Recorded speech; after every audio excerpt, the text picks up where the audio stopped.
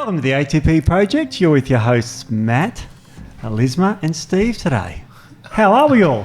Oh, very good. Thanks, Steve. You're back. I am. I can't believe that. After last time, after what Matt said. What? That was after she left. Oh, right. Well, that's all right. I'm joking. That's all right. Now, today we've got a cool one. We're going to be talking about things called PPARs and AMPK. Ooh, biochemistry stuff. And we're going to talk about exercise, when to exercise, what to do when you exercise. And it's just a wonderful day. And I love the chart in front of you there. And it starts at the top with glucose. Now, this is all about what we eat and what happens to the food and the destiny of our food. And we're going to be talking about how to fix all our metabolic problems. And we always get asked the question, when's the best time of day to exercise? A standard, easy, simple answer that you give as a get-out-of-jail-free card is when's the best time for you to exercise. The best time to exercise is when you do it.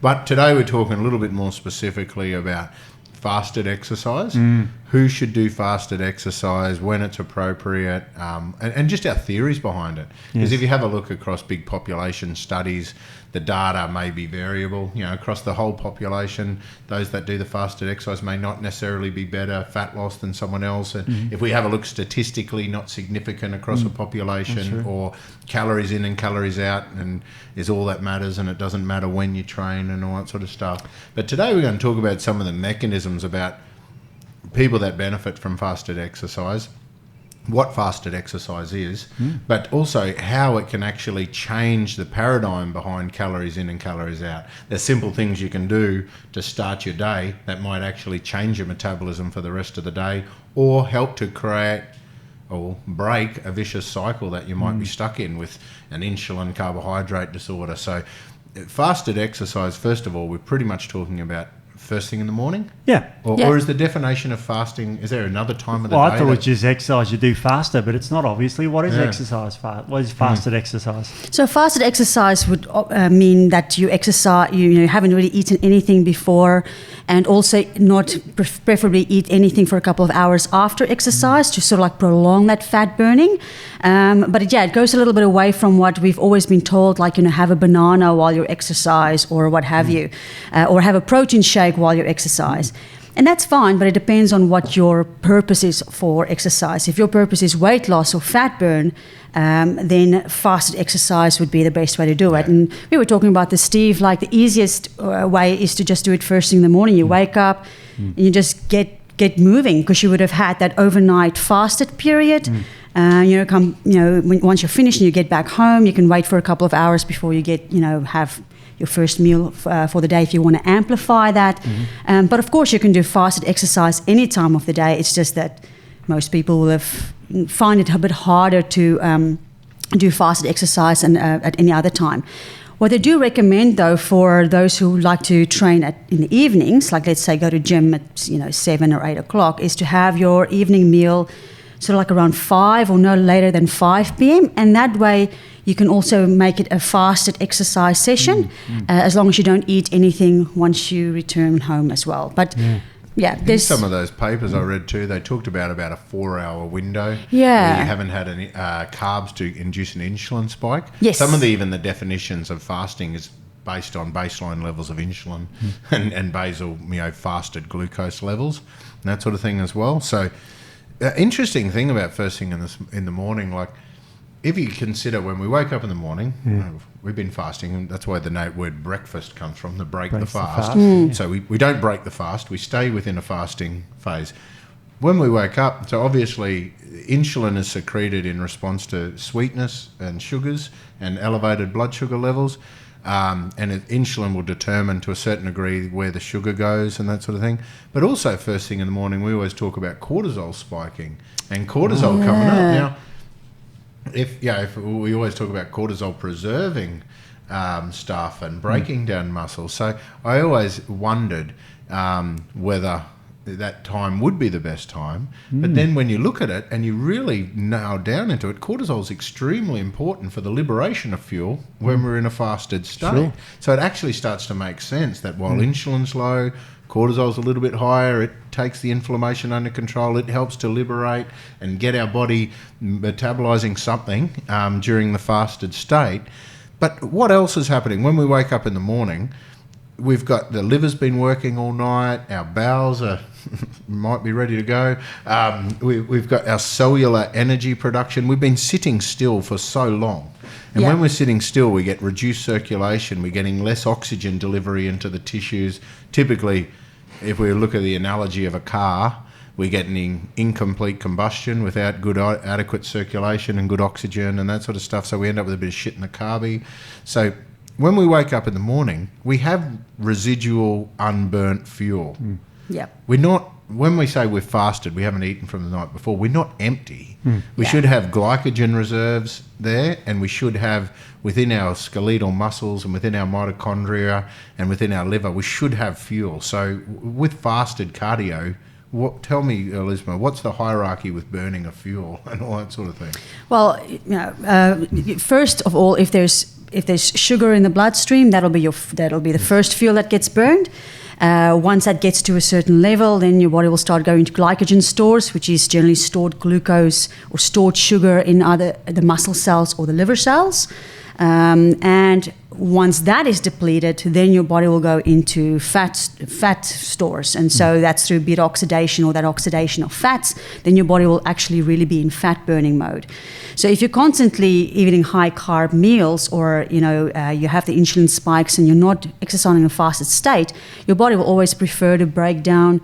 It'll always use the fuel source that's easily available, which is sugar or glucose in the bloodstream or glycogen, and you never get into the fat stores. Yeah. And the sugar that you have before exercise, that's not doing anything really for glycogen, is it? The sugar that you have before exercise, that's blood sugar. Exactly. It just spikes insulin, Yeah. which is fine if you're skinny and you want to build muscle. Then you want an insulin spike because it's an anabolic hormone. Yeah. But for most people who want to lose weight, a lot of women who want to lose weight, it's definitely not what you want to do. You don't want to spike that insulin. It's absolutely true, and what you say is correct. Now, we talked about something before the podcast about this thing called fat adaptation, which is basically, I'll put it simply, and then you can elaborate a bit more on this, how that the body is adapted to burn fat when it's exercising if you trained fasted for up to 6 weeks, the studies say. So fat adaptation is our body's adaptation to burn fat and actually preserve glycogen in the muscles. Wow. Yeah, it's pretty that's cool. Interesting, because I was sitting here the whole time you're talking, I'm thinking,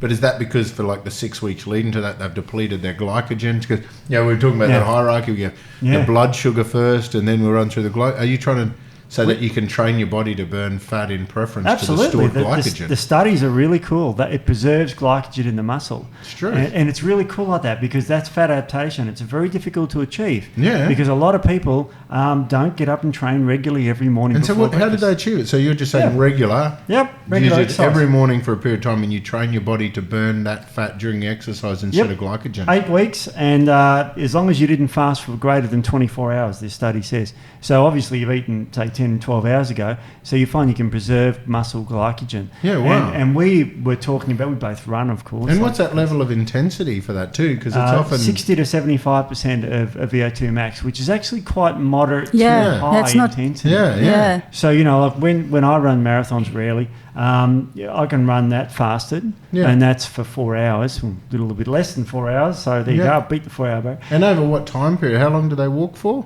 Oh, you exercise up to 90 minutes and you can preserve glycogen. So as long as, so it's pretty cool, this fat adaptation thing. And that's why when you and I finish our exercise in the morning, we're not starving, we're not depleted, we're sweaty, we smell, I've got sore feet from running, but I don't feel depleted. So in the meantime as well, like a normal scenario where we'd burn off the blood sugar, we strip out the glycogen we got, you mentioned not ending that fast immediately post-workout. So in that state, we're talking about staying glycogen depleted. So we're trying to stay glycogen depleted and maintain that, because you're saying that enhances like that afterburn. You get more of that fatty acid oxidation after your exercise and set you up for the rest of the day by clearing out that. That's right. Yeah, right. And you're creating more ketones and things like that, which can then fuel the brain, help with focus and concentration for the rest of the day. But it just sort of like helps and deplete that, or empty that mitochondria, empty the cells of all that stored energy. So let's talk more about that mitochondria. So when we're talking about, we're taking the sugar, goes out of your blood. Yes. And it goes inside our cells. Yep. Okay, now I'm imagining our cells aren't just like a grape with a skin full of sugar. So how does it work? So we've got mitochondria burns fat and sugar. Or tell everyone, give a real basic rundown of the mitochondria. Done. All right. So you're right. So you have your sugar in the bloodstream, and then you get the insulin release. And the insulin release then activates what they call GLUT receptors. Yep. So they're like these little gates. So like little gates that open up on the cells, and that allows the sugar or the glucose to go into the cell. So now the glucose is in the cell, and then it gets converted into glucose 6-phosphate. Now glucose 6-phosphate cannot leave the cell. So once it's in the cell and it's in that form, it's stuck. Yeah, right. It's an irreversible process. And insulin's job for everyone is it doesn't care where the sugar, it just shoves that sugar shoves it into the cell. Blood. That's right. So now you have that glucose 6-phosphate, and that will be either burned up in through the glycolytic cycle, which is not inside the mitochondria yet, or that glucose will go into the mitochondria where it gets burned for fuel, which is a more efficient way of producing energy. So it depends on a few factors. Yeah, but that creates waste. It creates free radicals. Yeah. And if you have too much sugar going in and you're forcing it into the mitochondria, you're going to be producing a lot more free radicals. And free radicals then puts a pressure on your antioxidant system. So if you're not eating your vegetables and healthy diets, then you're going to have excess free radicals. That's going to damage DNA. That's why sugar can become very aging in that respect. In fact, the term advanced glycosylated end products, which are the ages, physically age your cross-linking. And that's why high sugar diets age you. And usually people eat a lot of sugar in their diet or a lot of grains that turn into sugars typically have a lower antioxidant status because the ORAC, or oxidative radical absorption capacity of these foods like grains, are very low. So they get a lot of sugar but low antioxidants. So it's a terrible scenario to be in. So if you're having a wheat bix and milk for breakfast, sandwich and cheese sandwich for lunch, and noodles, pasta, rice for dinner, and void of lots of, you still have some vegetables but not enough. It doesn't cover the oxidative capacity. So you get this free radical damage, which of course damages the mitochondria. So then if you consider that the mitochondria, like if you look at a cellular structure, excuse me, and our body being 60-70% water, we have all these oily structures bathed in this water. If we look at mechanicalistically, we got the cell wall is an oily, flexible structure. The mitochondria is pretty much just folds and folds of oil. So you can imagine a buildup of oxidative free radicals, what that would actually do to the oily structures within a cell. Because a lot of these compounds are water soluble as such, and they will basically, you've got these oily energy warehouses sitting bathed in acid water. And so that creates a lot of damage to the mitochondria, therefore creating a bit of a vicious cycle where the mitochondria doesn't produce as much energy, therefore makes more waste. Tell us more. So the fasted cardio then would allow, or the fastest exercise would allow us to take some of that residual sugars that are left inside the cells and burn them off before we try to add more. Absolutely. And the other thing that you mentioned, Matt, which was very important, is that the cell is not just like a grape that just absorbs glucose all the time. So there will come a stage where there's so much glucose 6-phosphate inside the cell that it's like the cell says, I can't handle anymore. I can't let any more glucose in. And so that's when we get insulin resistance, because now the blood sugar stays outside the cell because there's no more space for it inside the cell. The body produces insulin in response, and that's how we eventually become insulin resistant. Now, the beauty of fasted exercise is, first of all, it does clear out a lot of that glucose inside the cell, so it allows more glucose to come in, and you keep that chain of sugar burning or food burning going. But there's also ways that we can sometimes bypass it through the AMPK system. So AMPK is the short for a long word. AMPK. Adenosine monophosphate kinase. Sorry to be a nerd. So it's an enzyme system, and that spends. Well, you can talk about the enzyme system if you want. It's a really interesting little mechanism because it can allow. It's insulin independent, right? So whereas usually you'd need insulin to get food into the cell to burn for energy, if you can activate AMPK, then you don't need that insulin. So in people who are insulin resistant, where the insulin is not really working that well anyway, they can use the AMPK system to sort of improve that whole mechanism whilst they're getting their insulin resistance under control. And it is high intensity interval training that actually stimulates that AMPK system. And the other, so what we're talking about, the grape analogy, that burning of that sugar from within the grape, that's, you know, the analogy of that big plump full grape, lots of sugar, lots of water. You burn that off and your cells start resembling more of a sultana. Yes. If we look at that, so as we deplete the fuel on the inside, that also, so that's one of the things that activates AMPK and GLUT4 or GLUT4 transporters to go to the side to drag more sugar. So when you're in a deficit, a glycogen deficit, so when you're low in sugar in your muscles, the muscles are going, man, I don't give a shit about insulin all of a sudden, bring that sugar in, I need it. Yeah. So that's the other thing too, is if someone's got an insulin resistant problem, taking insulin sensitizing herbs with sugars and things like that, it's not going to do anything, because it's not that you've got a receptor defect, you just got a full cell. So the key is to deplete the cell, burn all that stuff off, get rid of it, clear the path so more stuff can come in. Absolutely. Yeah. Because insulin resistance, you know, we've always looked at it as a problem. Now, I look at it more as a protective mechanism from the cell. Yeah. So our cells do that on purpose to stop more glucose from coming into the cell, because the cell will just die if it just allows more and more glucose to come in. So we always look at insulin resistance as a problem or as a disorder. And it's like, no, that's actually a protective mechanism. And it's actually good that the cell is doing that, because that's the only way it stays alive. Like everything's like reverse T3. Oh, this is a horrible thing. No, it's protect you when you cut your calories too far, or when you're going through a stage where you've got to slow down. Yeah. So like everything, all these things, the body doesn't make stupid things. That's right. That's right. It's not that dumb. The interesting about insulin resistance is, let's take it to the next step. Let's say you're going to eat your grains every day and you're not going to do any fasted exercise.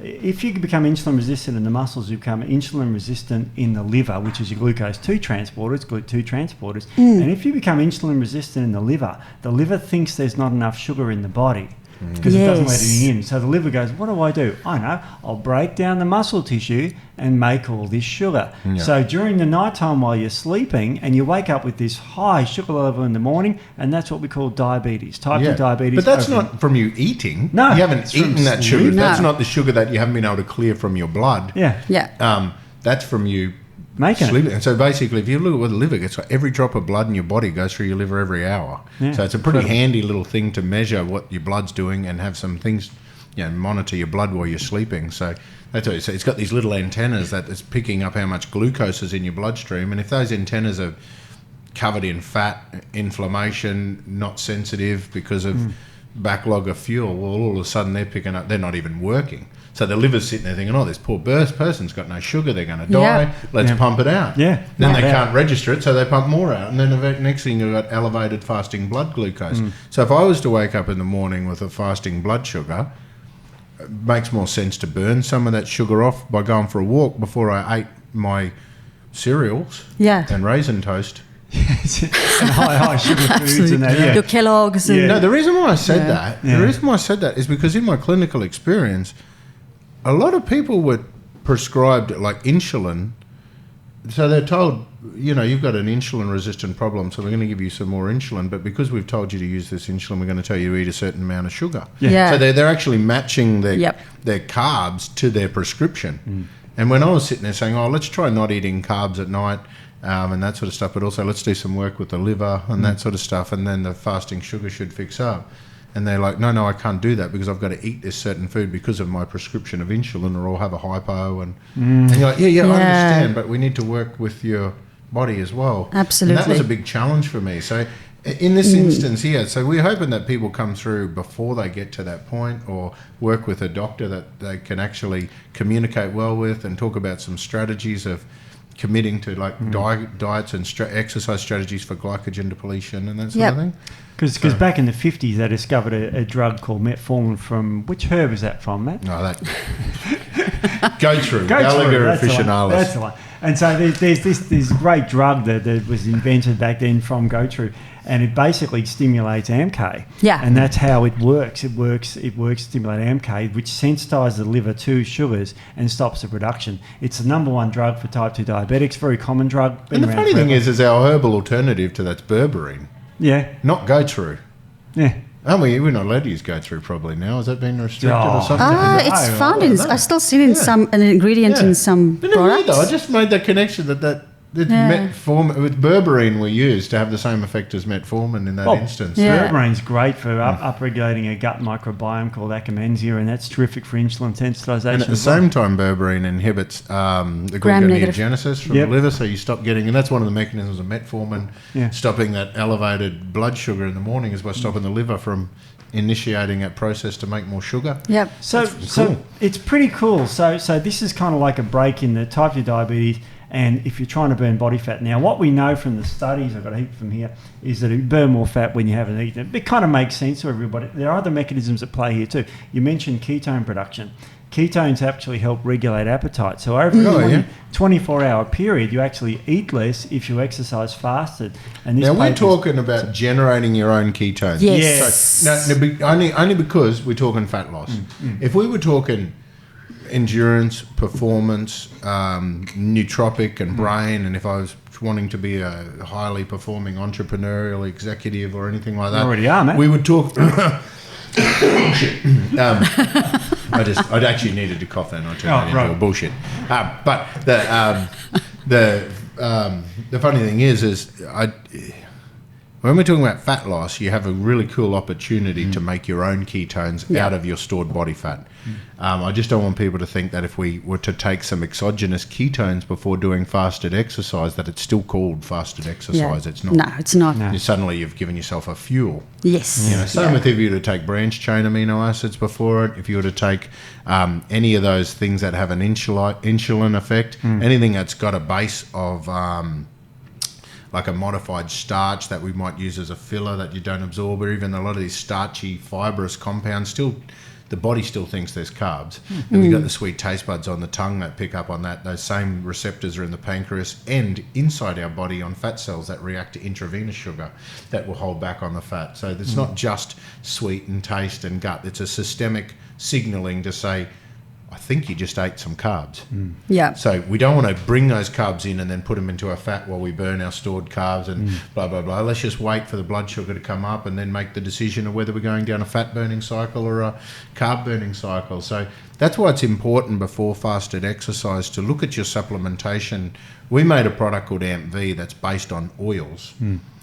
And I flavoured it up with essential oils because I just wanted to dodge anything that had a molecular structure that resembled a potential carb. And the whole purpose of that is to do a little bit of that to activate these PPAR receptors. Yeah. And through that mechanism drive AMPK. I wasn't allowed to call it AMPK, so we called it AMPV. Anyway, there's a little bit of an insight into the marketing genius behind this. And also then I had in the back of my mind that a lot of the research I did on that was revolving around the Mediterranean paradox. Interesting. So I had a Mediterranean paradox vinaigrette. There you go. And that's where a lot of it started on this vinaigrette concept of, because I was looking again with the Mediterranean paradox, and a lot of the Mediterranean paradox about how those guys can have the obesity but not heart disease, a lot of that was revolving around a combination of events. PPAR receptor activation through the good oils and all that sort of stuff, but mainly being calm and not having insulin and cortisol floating around at the same time. So when you do have something that stimulates insulin, you don't really want a high level of cortisol from stress because that contributes to the insulin resistance. Yes, so if you eat, have your insulin spike and then relax and have a siesta and chill out and the cortisol drops, all of a sudden your insulin resistance disappears. All of a sudden you're not getting... Now, the same concept of a morning training. If I've got a natural spike of cortisol first thing in the morning, I do not want to combine that with a natural spike of insulin. I'm more likely to create an insulin resistant scenario to start my day. So you imagine this. We get up in the morning, we've got very low blood sugar. hopefully, unless we've got some fatty liver and some raised inflamed liver and elevated blood sugar, early signs of type 2 diabetes. Normally we should have good low fasting blood sugar. There should be no bloody insulin. There should be no insulin signalling the body that there's more sugar coming and that sort of stuff. So we should be able to, in theory, be able to go through and burn what's available and not go into these storage sites. The problem is if you were to combine an insulin spike with your normal morning cortisol spike, you can get an exaggerated release of insulin, which can cause a reactive hypoglycemia, which can create this vicious cycle of carbs and insulin up and down and up and down, and that's your day. Yeah. Your appetite and your satiety and your cravings are responding to ratios between insulin and blood glucose that your body has no other way of dealing with other than binding up the insulin to deactivate it or giving some carbs to satisfy that craving. Yeah. So that's a big part of it. And also that the simple theory of we've got residual shitty unburnt fuel in our cells because while we're not moving at night, our circulation's not, we don't get as much oxidation of that tissue. Now, for anyone out there that's into cars, and I'm not into cars, so this is probably a bad person to be doing the analogy, but in a car that has incomplete combustion, that's not getting enough oxygen to go into the fuel, they build up a lot of waste. Typically, a car will blow smoke, which we can't do. I've seen Grant come closer. Normally what happens is you end up with shit in the carby in the car and you're blowing out all this smoke. But for us, this shit in the carby and this waste that we would normally blow out through the exhaust, that's our organic acids. That's our waste. That's our metabolic waste that's clogging up our Krebs cycles and energy pathways. So that's the whole thing we're talking about. Hey, Elizma, we want to get and clear this sort of stuff out. And the mechanisms for that is deplete the fuel that's there, activate the AMPK. And for simplifying for people that want to know what AMPK does, it's the opposite to mTOR. Our muscle building group that listen through are usually very well versed with mTOR's ability to build muscle, but AMPK is the opposite and often looked as the enemy to the bodybuilder because one's a burner and one's a builder. But honestly, you want to be in this phase of your day. This is when you want to be burning. You want to go through and burn it all off, and then upregulate all the pathways for the afterburn. Keep that going, and then you can get into your calorie surplus and your training for your mTOR activation in other sections of the day, and it will be more efficient. Yes, and mTOR is, for those who don't know, mammalian target of rapamycin complex 1, and it's a growth thing. But you mentioned some very interesting things here. You mentioned things about, exercise depleted. Now, what if you're doing and people are thinking, but don't you need carbs for energy? For example, let's pick an extreme event, say marathon running. Yeah. You're from South Africa, home of the Comrades Run, the famous That's run. right, yes. And I believe that there's some experts over there talking about, believe it or not, restricting carbohydrates dramatically from the diet for marathons runners. A famous doctor over there. Do you want to say what happened to that story? Yeah, so Dr. Tim Noakes, who's pretty much the sports guru in South Africa for many, many years. I've got all of his books, like big books from when I was a teenager, like read everything that he was sort of like saying. And he advised a lot on the marathon runners over there. And always was that old thought of, you got a carb load before marathons. So everyone was carb loading. And then a couple of years ago, I can't remember exactly how long, he switched his theory because he went on a ketogenic diet. And he lost a lot of weight. It's a very low carb diet. It's a very low carb diet, yes. So he then started putting marathon runners on this diet, which sort of like went completely against what the norm was and what the Dietetic Association was recommending. But the marathon runners were just doing personal bests. They all improved their times. And at some point, the medical board and the Dietetics Association of South Africa took him to court, and they wanted him to be struck off because they said you can't give this kind of advice. It's not scientifically proven. Yada yada yada. And he pretty much spins me out. That marathons running is not a disease. It's not a disease. I know. Probably a mental disorder. Yeah, it probably is a bit of a disease. Exactly. Yeah. So he just said, "Oh, bring it on. I've got the studies to prove it." So it was a worldwide televised court case. He had stacks and stacks of scientific papers, flew in experts from all over the world, Germany, who supported him, and he won the case. Yeah. So pretty much proved that it had scientific validation to it. Yeah. But it's sort of kind of laughable that you had to go through. They got better. Understand that. They ran better. They ran better. Oh no, that's no no one good. died, you know. So what's the big deal? The sugar lobby doesn't control our recreational activities as well, does it? You never know. Exactly. Yeah. Now, it's funny because, you know, a ketogenic diet is a high-fat diet, and a high-fat diet stimulates bile release from the gallbladder. Yes. Now, I believe there's some interesting stuff about, we love bile here. Yeah, we love bile on the show. Now, bile stimulates some certain chemicals called PPARs in the body. Yes, and it does throw through the FXR receptor or the farnesenoid X receptor. Yeah. So bile acids will bind to the farnesenoid X receptor, and then that triggers or upregulates PPARs. PPARs, yeah. And then There's three of those. That's right. And then the PPARs will have all the added benefits of upregulating genes and enzymes involved in breaking down fats. I think even in lipogenesis, fatty acid transport, fatty acid oxidation, all of that. Glucose burning. So it upregulates that whole system. And you can also, there's also fatty acids that can stimulate PPARs as well. Yep. So like the oil product that you guys, that ATP Science have, that will stimulate PPARs. I think CLAs and that. CLAs. So in the AMV, we've got the pomegranate seed oil has got the conjugated linolenic acid. So it's the CLNA. Oh, yes. It goes through, it has very powerful PPAR effects at driving fatty acid oxidation and changing lipid profiles, getting the body to burn some fat. Yeah.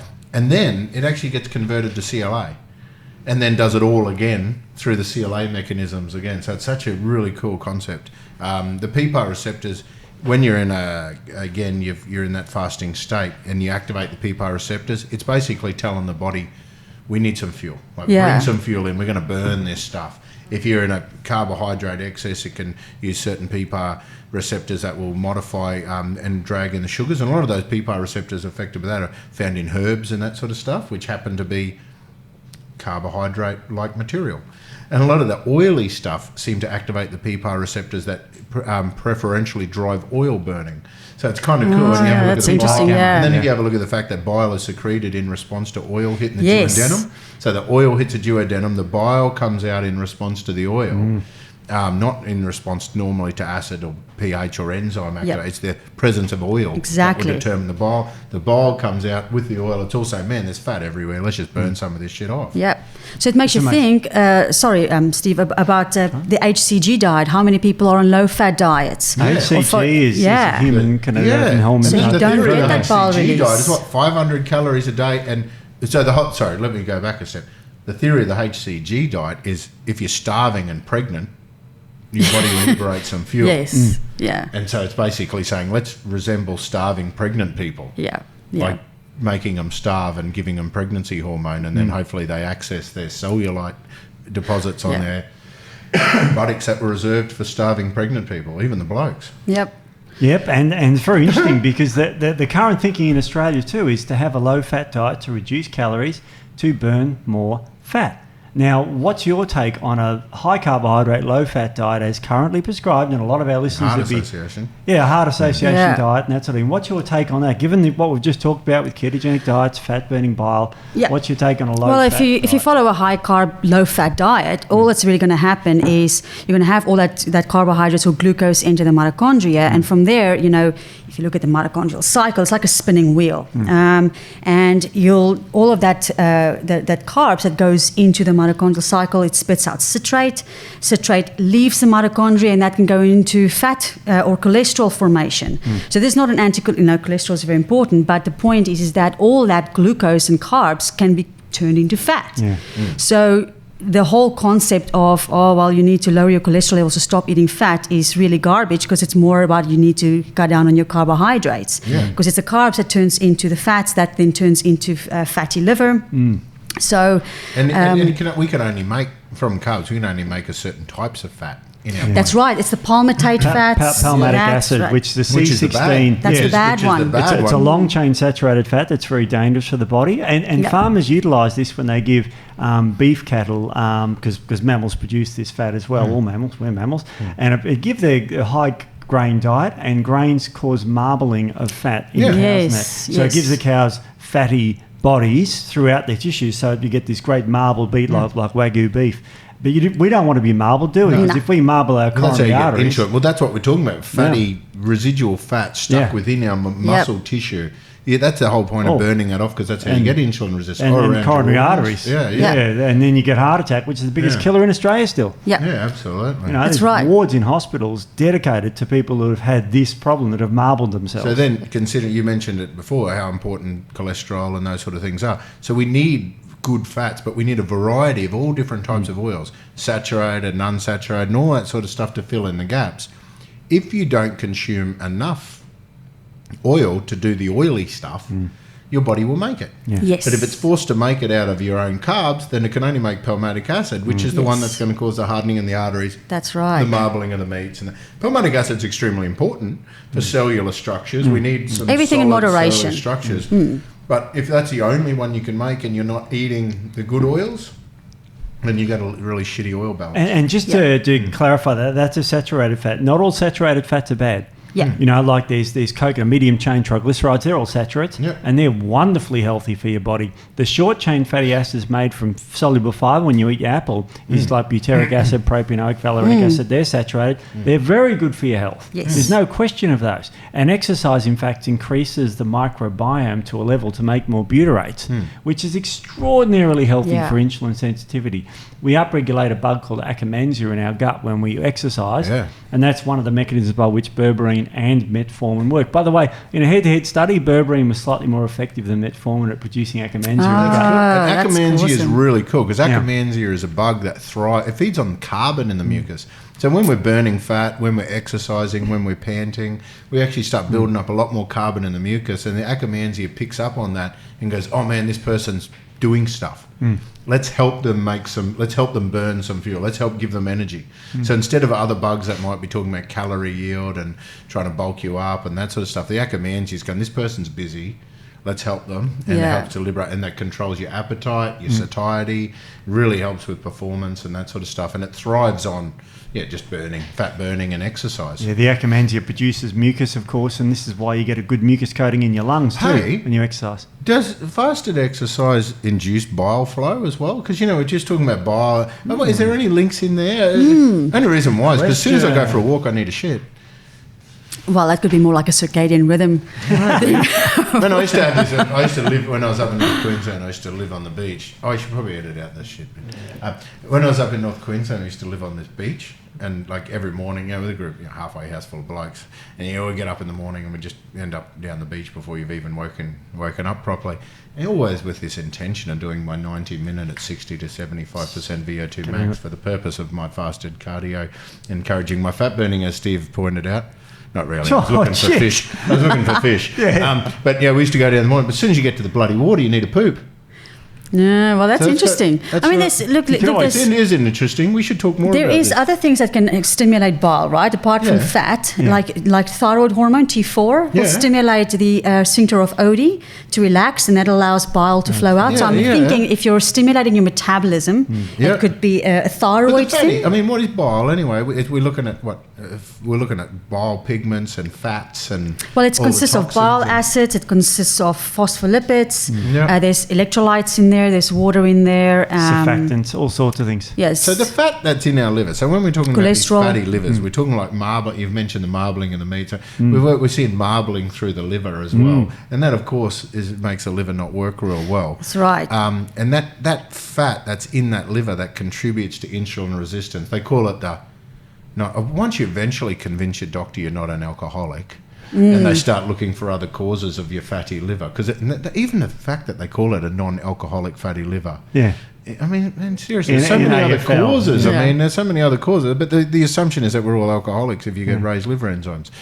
So the thing is with this fatty liver, that's a big chunk of fuel sitting in a gland that in an organ that needs to be clean. Yeah. The liver, it's really important that we clear out that, because that fatty liver, that's not just unburnt fat, that's the fat soluble toxins, that's all that other way. So this process of doing fasted cardio, not only can we burn the stuff out of the skeletal muscle, we can start clearing out some of that marbling through that whole muscle bundle. We can start clearing out a lot of that rubbish, but also through hepatothermic abilities. We can actually start burning off some of that stored fat within the liver that generates heat in the process called hepatothermic in that instance, because hepato for liver and thermic for the generation of the heat.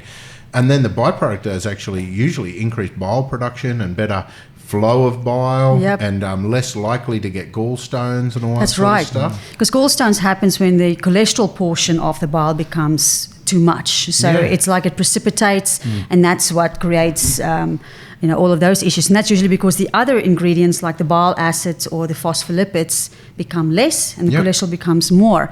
What's interesting though is that bile itself has like a feedback mechanism that stops, I'm trying to remember correctly, but I think it will sort of like improve that whole process of less cholesterol going into the bile. So it's again like it feeds on itself, that whole mechanism. But it's like that's usually because that cholesterol portion becomes too big. And then we have to look at like, okay, so why is there not a big enough phospholipid portion? And that's usually goes back to the methylation cycle. So you can sort of like work all of these. A lot of people don't realise that the cholesterol is made in the liver. It's about 80% of your cholesterol is made in the liver. If you're a vegan, 100%. So, but you get it through your diet a little bit, but it's mostly made in your liver. It's made in your liver to make your sex hormones and your cortisols and your all these other wonderful hormones. And if you're not using your hormones to stress yourself out or do a bit of exercise, it builds up.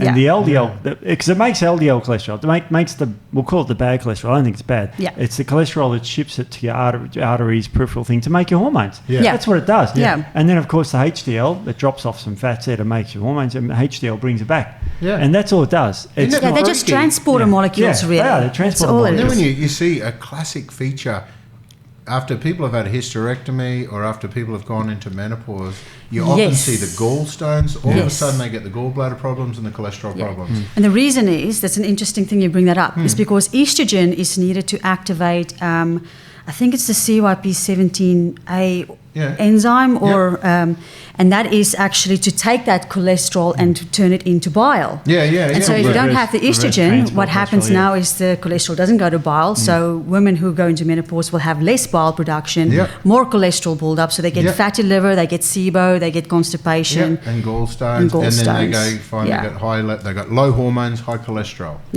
And that's exactly right. And then what's worse thing you can do that is do exogenous hormone. Because then a message goes back saying, well, we still don't need that cholesterol to make hormones. They're very scary because of course the biggest selling drug in Australia is an anti-cholesterol drug, which which stuffs up your mitochondria because of the CoQ10 level down regulation. So can you imagine I'll call them a middle-aged person in their 50s, a menopausal woman or andropausal man on statin drugs? We all are. Most people my age are on them. And their mitochondria is low, and they're the people that need to exercise. So these are the people that are getting diabetes. These are the people that are getting all these problems. Usually an 18-year-old hasn't got these problems. And you say to them, okay, get up and go and exercise. And they go, I'm too tired. Oh, my muscles are my recovery is terrible. And they're not lying. No. And some of those people are actually, the glugginess in the blood and the poor energy production and the poor recovery, those guys are often waking up with the same amount of metabolic waste in their body, aches and pains, just from sleeping as you may have had from running a marathon. They build up the same waste, they feel the same, and often, So they're not lying when they say I'm tired and my recovery. It's just a matter of saying, well, your 60 to 70% VO2 max is going to be very different to mine. So for you, we might need to get a watch. We might need to look at your heart rate. For you, it might be a steady walk, or it might be a calm walk for a period of time. And then as your fitness levels build up, and so everyone's at a different starting point. So it's really important to go through and try to work out how to get it, because the last thing we want to do is manifest a significant amount of stress. We don't want them to be able to get up the next morning and be too sore to move, and so all that sort of stuff. So that's a whole thing with the intensity of training and the perception of stress. Exactly. So you might find that you might want to start off with really low, but then you might find after a period of time that's not even touching the sides. Then you want to get into that high intensity. So we might be presenting data to say cardio exercise is not as good for this across the population as resistance, and resistance may not be as good as high intensity. But this is where we're saying what works for you at your stage. Get in, just do something, get started. It's not even an option, it's compulsory. Just get started, Exactly, clear the just do way, something. and then get moving. But monitor. We always talk about managing what you measure. So it's really important to go through, and we talk about intensity. But I know my intent, what I would find intense would be very different to what you guys would find intense, just because of different levels of fitness and body compositions and that sort of stuff. So get in and do it, because it's just a matter of getting it moving. But you just work within your range, because you don't have to kill yourself with this, and you're never going to fix any of these things in a week. No. There's no point killing yourself in a week. So if we were to get up in the morning, the blood sugar's low, we're all ready to go. Could I have a coffee? Yeah, it depends on who you talk to. Like some experts have said, that's okay, you can have a black coffee. Others have said, no, that will break a fast. I don't know how technical one has to go on that. Well, I don't think cortisol is going to break a fast, because our cortisol is happening when we wake up. That's right. Yeah. My thinking around breaking a fast would be revolving around the insulin. sugar, or the dairy, and So if you were to have a black coffee with an oil in it, like a black coffee with AMP or the butter, or whatever, the bulletproof coffee sort of things, or the MCTs, or just a straight black coffee or something like that. We're going to get the cortisol, but we shouldn't get significant changes to insulin, thereby altering. Now, to put it in perspective, because I know there's people out there right now that said, they've mentioned insulin again, and if I was to have an insulin secretion without sugar, then I will die into a coma. That's what some people believe. Now, we're talking about not injecting insulin and missing a meal. We're actually talking about a sweetness. We're talking about the perception that your body, you've got a limited window to get into burning really quickly or burning something. If we confuse the body by tricking it into thinking sugar's coming, but there's no sugar coming, we've just got a little hurdle to overcome. Yeah. Some people, that will be totally negligible. They'll experience it but not feel it. Yes. Yeah. And some people have got such an amazing physique that it's not noticeable for them. Other people that are stuck with an insulin resistance syndrome, fatty liver, for them it's statistically significant. Yeah. So across a population, we might look at insulin from sweeteners or insulin from modified starches and things like that. Across the population, not a big deal. But within small groups that are resistant to your diet and exercise strategies, that are really struggling, people like my mum, for example, that were struggling with things like fatty liver, wanting to go for a morning walk, went into the local supplement store and were sold onto a really high stim pre-workout to take before going for a morning walk. And I suggested, look, Mum, you actually really enjoy your coffee. Yeah. Like, you don't need to take a cake-flavoured fairy floss stimulant go for your morning walk on the beach. And in that instance, I was trying to explain to her that the sweetness, and it's really important. So for her, we give her the black coffee with a bit of AMP because it tastes like after dinner mints, which she loves, and then all of a sudden she's off to go. So what are the other things that you would not do? So if we did branched chain amino acids, that would be a bad idea, because that's going to be a fuel. Yeah, because it's also insulinogenic. Yeah. So too much fat. Like if you had too much fat, you're that's going to right. be burning that as well. That's right. So the ketogenic diet, where people sometimes go a little bit overboard with it, it's everything is logic and common sense. So obviously you just want to eat enough fat to give you the satiety, but you still don't go overboard with it, because you want your body to burn its own fat and not use that as a fuel source. See, in the MV, we only have about half a gram or so of the MCT. So in a 2 mil in a 2 mil serve, we've got less than a gram of MCTs. There's about 500 milligrams of active MCTs in there. And everyone's in there going, well, that's nothing, because in the studies where they used 10 grams of MCT, it didn't even show fat loss. And you're like, no, it's not in there as an alternative source of fuel to your body fat.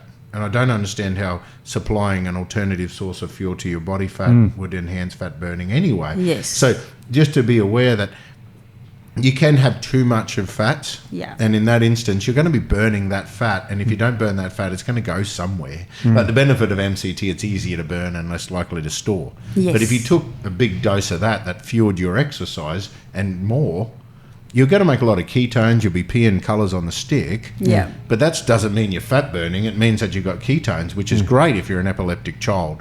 But if you're not, and your goal was fat loss, well, that didn't help you at all. So too much any fuel, whether it's a protein or whether it's a fat. So even though we've talked about restricting carbs. So I just want everyone to know that restricting carbs, restricting sweeteners and modified starches will help you to get into a fasted exercise. But if you overload with amino acids or fats, then you're not fasting. Yeah.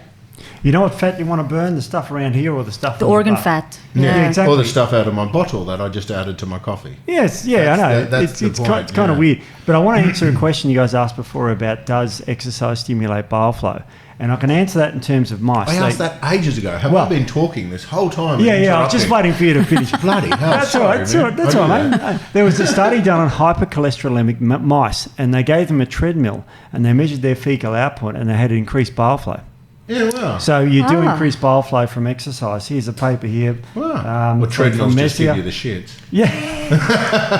That's pretty much it. But of course, that regulates the microbiome. The exercise regulates the microbiome, which has all these benefits that are really too many to read out. Can we do our next podcast on bile? Yeah. Yes. Would be awesome. I want to do the next one on bile. Yeah. I know we've got a list of things that people want, but And we can call We'll it do what bile one. makes your poo brown. How's that for attracting listeners?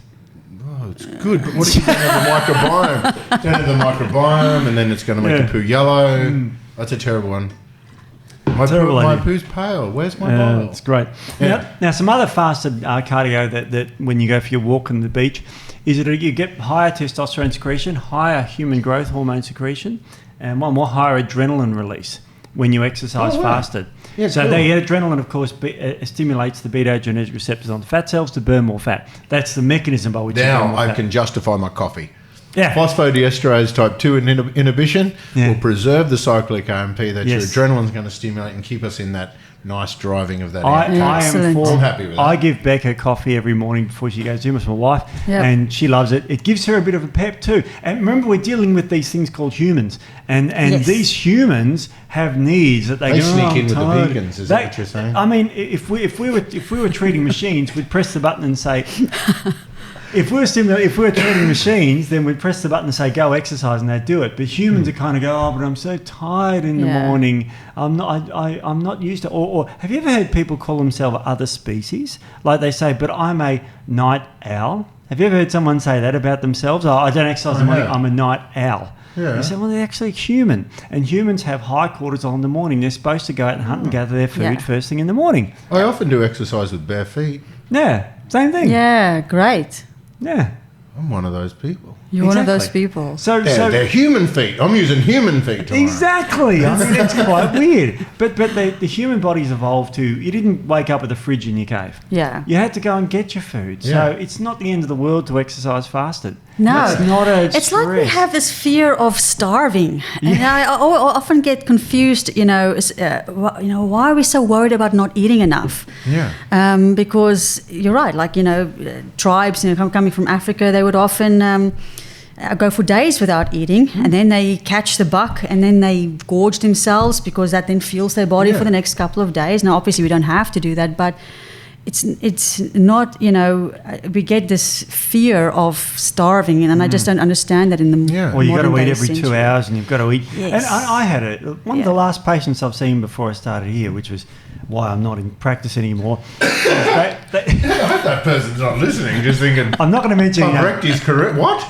They bought their personal trainer in, and I talked to them about fasted exercise, and they were saying, "Oh, you've got to have branched chain amino acids or you'll catabolize your muscles." Yeah. Well, we now know the studies with the higher testosterone growth hormone and all these sort of releases, you actually don't lose muscle. You don't break down muscle if you're using it. No. You break down, your fats. You get higher beta oxidation of fats and carbohydrate. You don't break down muscle if you're using it. You stress muscle, which then repairs, and that's the idea of And that's it. when we can talk about under recovery as well. Yeah. So you're more likely to have under recovery than overtraining. Yes. Like Yes. we can actually do things to kind of support the extra needs that you have, but in the right time. Yes. Yeah. Now, I remember there was a phase 2 where we always talked about utilising that glycogen window, that we have this window immediately after exercise that we can replenish our glycogen, but outside that window. Now, in recent years, I remember that. I've totally changed my mind, because I now look at exercise more about creating the depleted state. Yes. And creating that change from the stress that needs us to recover, to be stronger, and that sort of stuff. That I think that staying glycogen depleted is more important, especially, well, definitely for fat loss. Yeah. But we always had that school of thought that we eat, go low carb, but then all of your carbs you're going to have it immediately after training to quickly replenish your glycogen to preserve your muscle, so you're not losing your muscle, so you can just keep burning fat. But the reality is it's the depleted muscle that will burn the fat. So without a depleted muscle, we're not going to get into the fat burning. That's right. And also it's to do with mitochondrial fitness as well. So that depleted state if we keep the mitochondria in a kind of a depleted state, we're up-regulating NAD. The two redox signals, NADH and NAD. That's nicotinamide adenosine dinucleotide hydrogen, for those who want to know. Taking notes. So NADH is essentially food or fuel or electrons, and NAD is sort of like this. It's when it's spent. And so if you upregulate that NAD as opposed to NADH, because NADH will go up if you overeat, alcohol, all of that kind of stuff. So if you fast or exercise, do fasted exercise, the NADH drops, the NAD goes up because you're spending all that electrons, and NAD is your longevity. That's the higher NAD goes, that's what promotes longevity. It switches on the SERT genes and everything else, and it creates that mitochondrial fitness. And biogenesis? Do we make more mitochondria then? I think you can, So if you exercise exercise in a depleted state, especially depleted because at you're carbs, stressing you make it. more mitochondria per cell. You do. And that more mitochondrial density is really important for strength and longevity, all those sort of aspects. And increasing metabolism. You mentioned genes, so let's talk about genes. Fasted exercise increases fat-burning genes in your body. And they upregulate for a long time. And you're talking about NADH and that sort of thing, and the H is the proton that goes across the uncoupling proteins. So if you can increase uncoupling proteins, which we did a podcast on, so I just refer back to podcast number insert, whichever one, it was 100 and something. That podcast we talked about uncoupling proteins, and that proton, the H plus that you lose off the NADH with the H, you lose that. That goes into uncoupling protein, which is free energy. It upregulates thermogenesis, and you burn fat for a longer period of time. So this fasted exercise is more than just burn fat while you exercise. It goes on with the genes and the uncoupling proteins for the whole day. You know what's cool about what you just said? It's subcut. Everything. And so we have that transdermal product subcut. Using that as a supplement before fasted exercise is actually a really good idea now you mention it, because the concepts behind subcut, of course it's not oral, it's a cream. So we're not worried about affecting the fasting state. The phoscolin increases cyclic AMP directly. The caffeines, we talked about that before, phosphodiesterase inhibition preserving cyclic AMP, plus the beta agonist activity increasing cyclic AMP further. The curcium oligophyllum in there is the most exciting one, even though it's only rat studies. But in that rat studies, they had a 23% increase, 23% decrease in subcutaneous fat at the site where they applied it, and the mechanism of action was increasing uncoupling protein activity and RNA. So it actually not only did it increase the activity of uncoupling protein, but increased the capacity for those cells to have better thermogenesis in the long run by uncoupling protein. So if you were to combine a transdermal subcut activating your subcutaneous tissue, because ultimately most of the people that are going to a PT or someone about their body composition are talking about what they can see in the mirror or what someone said to them. And that's subcutaneous fat. That's the fat that's you the grab. Stuff that's just under the skin, and that sort of stuff. That is the last thing to move when we do any sort of exercise. So if we're in a depleted state, normally just liberating stored fat into your bloodstream is not ideal if you're not exercising. But if you were to have that ability to get into a routine of encouraging the release of subcutaneous adipocyte storage and the burning and that sort of stuff, then could actually be one of the main fueling factors of your fasted cardio. That's a pretty cool little scenario. The oral fats you can take are great. I put subcut on before my run this morning because it liberates the fat around here. So it's like I've eaten it, but while you're exercising, you're burning the fat around here. You can actually perform better and go further and that sort of thing, because it's not so much fast anymore because I'm eating this, if that makes sense. Normally, if you exercise, you eat a bit of this, but with the subcut, it really liberates more. It liberates more. It's fantastic. That's amazing. It's That's cool. And then so the AMP internally, or the oils sort of stuff.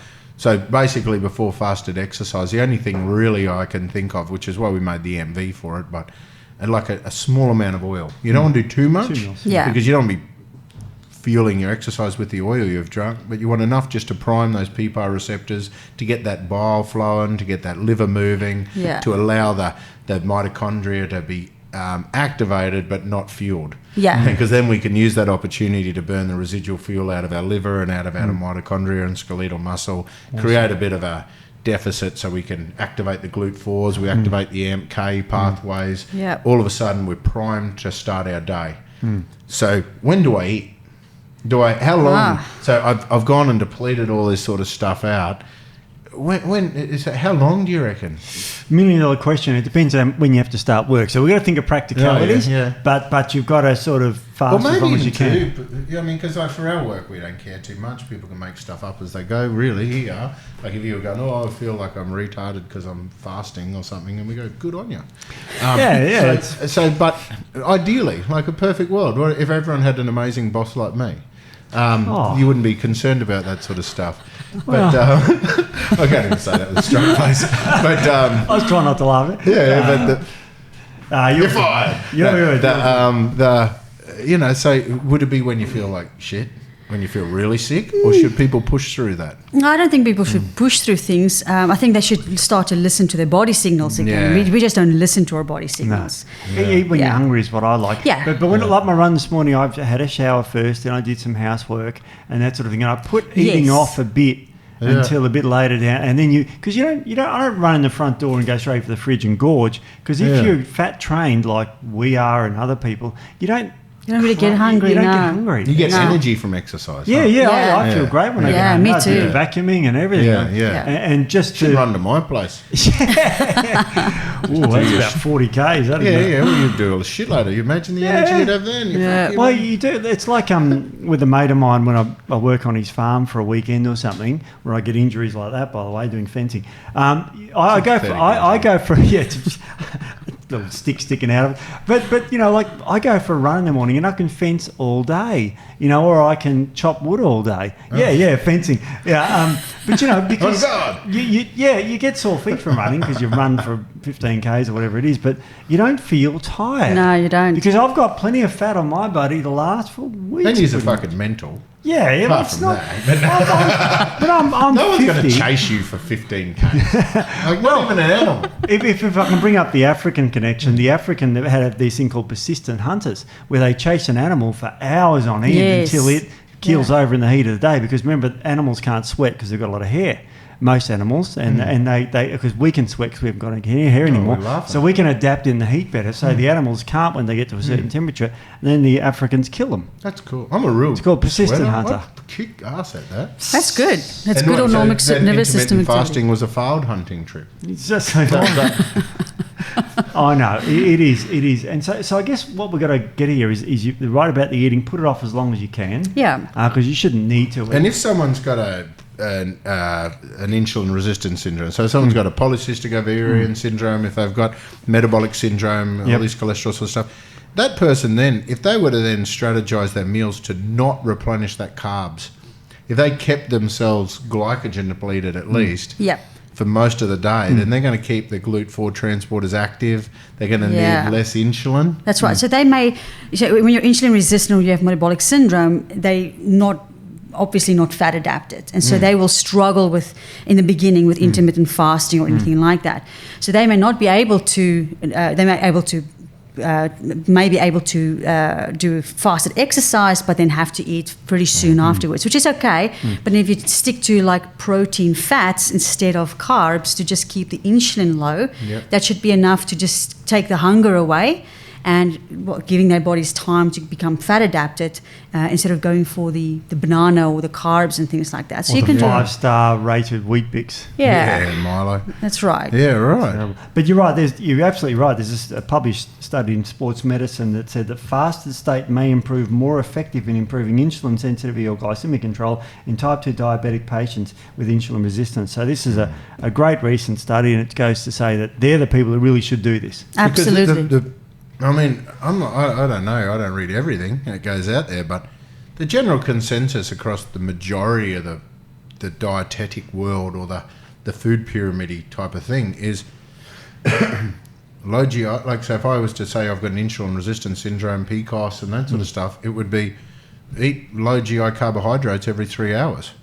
Yeah, it's like eating the breakfast, it's true. cereals, It's what they say. eating all that sort of Well, stuff. how good is that working for everyone? Yeah, exactly. You know, yeah. so We've been look at the doing it for people. 50 years That's now. right. It's a That's monumental failure, that Yeah. approach, because Yeah. we're now fatter than we ever been. Because it doesn't make Australians.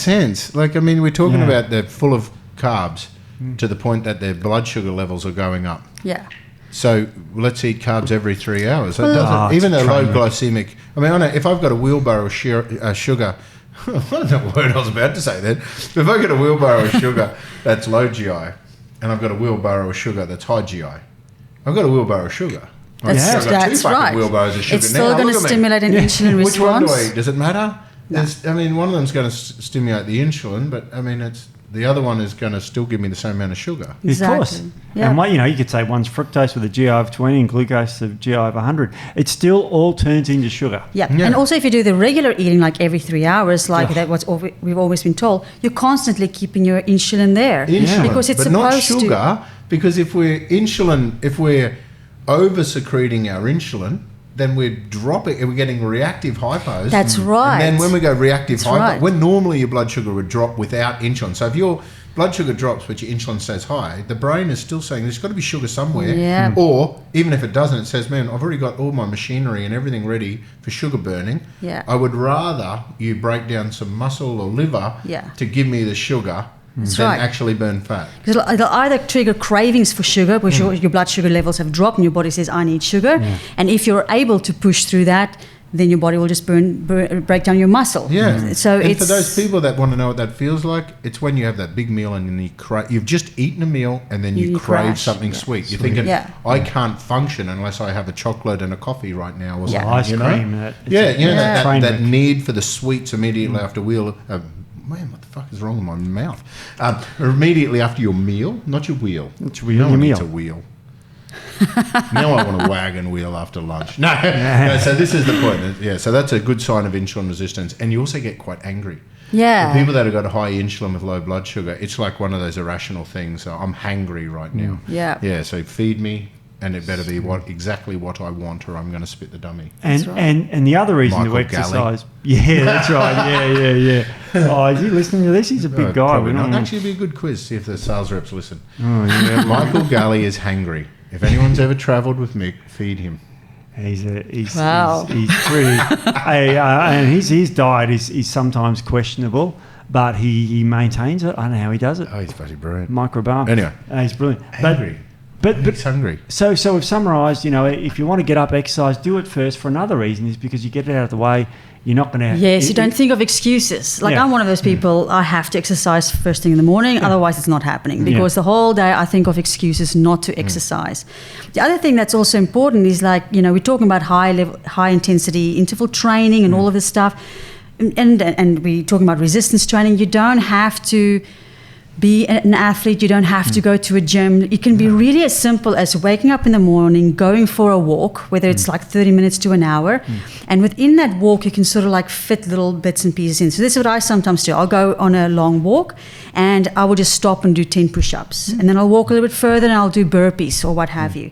Or I get to stairs and I just run up the stairs. So you can do simple little things like that to sort of stimulate those AMPK mechanisms and And you things get like better that. bang for your buck when you don't have that fitness anyway.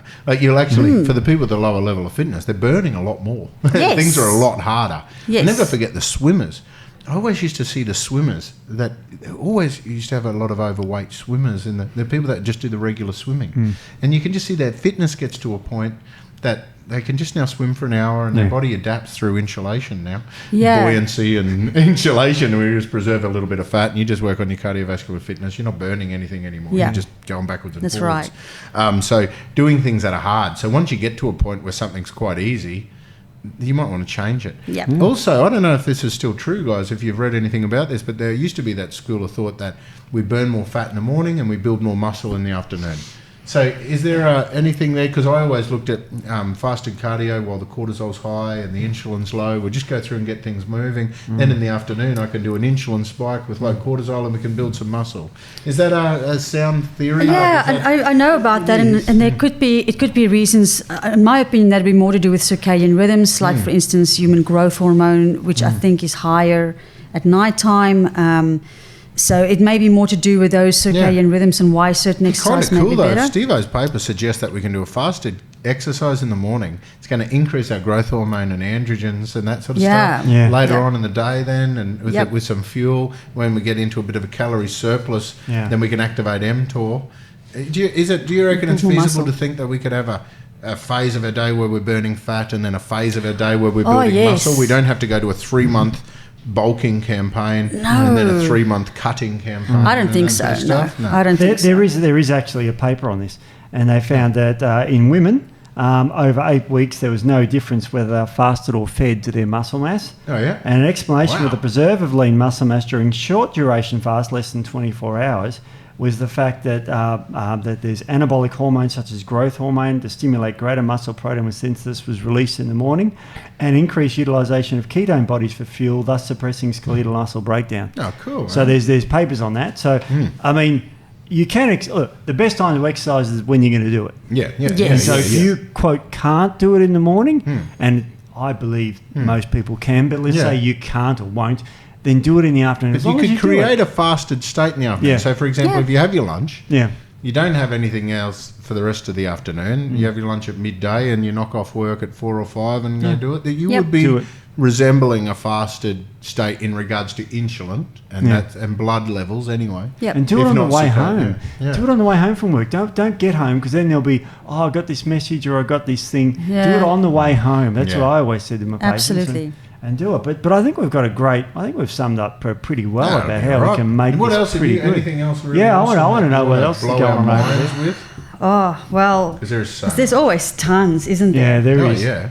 Well, I guess something else that I thought was quite interesting is in terms of fats, like different, whether it's the odd numbered or even number fats. Oh, yes. They would be burned down slightly differently. Yeah. So your odd numbered fatty acids, which is more like that's like your marine fats. Like algae and plant fats and stuff like that.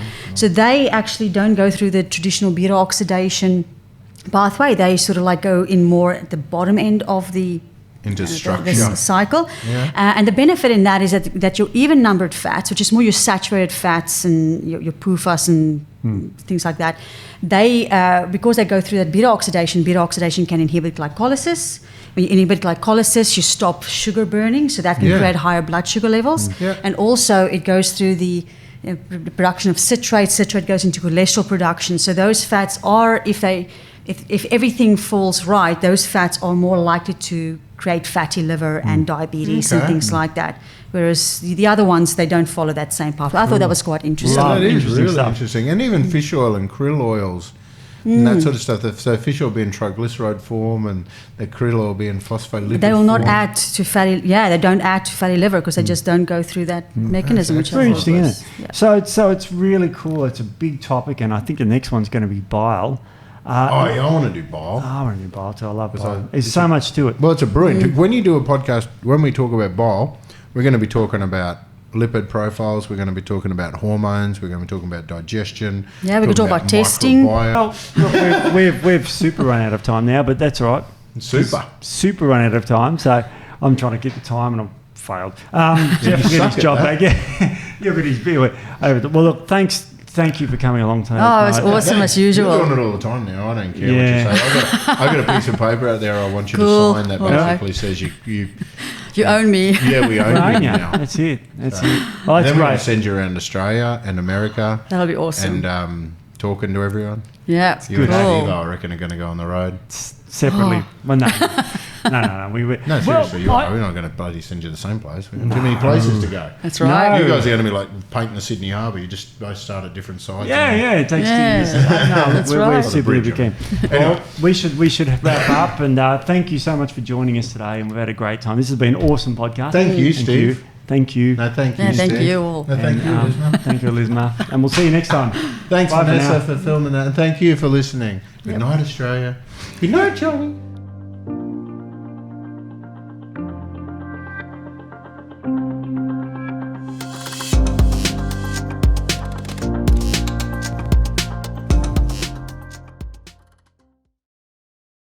Are you doing an intro and stuff? Because Jeff's not here and I'm not an adult.